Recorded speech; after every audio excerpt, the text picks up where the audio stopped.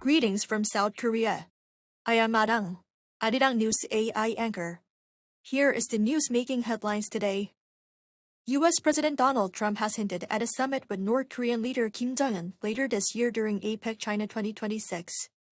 Speaking at the White House on Wednesday, Trump provided an update on the exact size of Pyongyang's nuclear arsenal, saying it has exactly 57 nuclear weapons.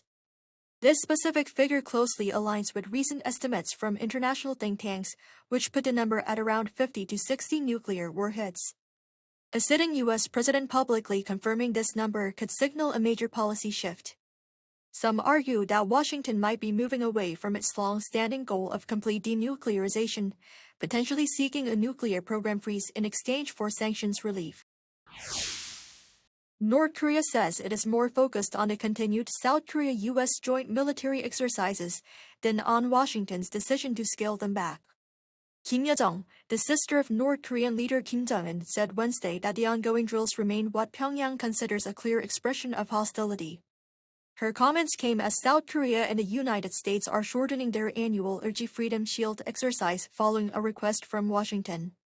In a statement carried by North Korea's state-run Korean Central News Agency, Kim said reducing the scale or duration of the exercises does not change what she called their provocative and aggressive nature.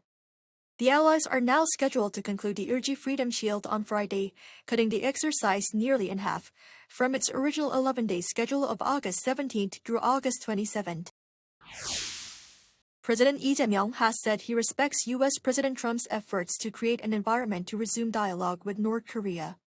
Writing on his social media on Wednesday, he said he agreed with President Trump's will and efforts to build peace on the Korean peninsula, even at the cost of scaling down the annual Seoul-Washington combined defense drills. Lee also said he fully agreed with Trump that Seoul should be responsible for its own defense, highlighting the country's robust defense capability. On the efforts to reopen the Strait of Hormuz, the South Korean president noted that the country will continue to closely communicate with the U.S. and review its contribution within the purview of domestic law. President Lee added that he hoped to meet his American counterpart in the near future. SK hynix has announced an unprecedented shareholder return plan centered on a massive stock buyback and cancellation. At the board meeting held on Wednesday, SK hynix approved a $28.6 billion share buyback and retirement plan, marking the largest share cancellation in the history of Korean-listed companies.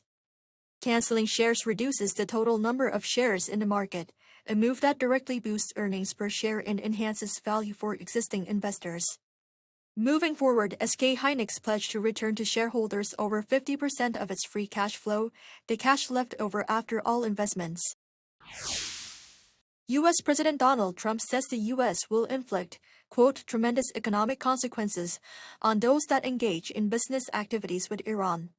In a statement on social media on Wednesday, Trump declared what he called the most crushing economic operation against any country, without giving further details or naming specific countries. The announcement comes after a 60-day ceasefire between the U.S. and Iran expired on Monday without agreement. In April, the U.S. imposed sanctions on foreign banks and firms doing business with Iran. That is all from me today. Thank you for watching.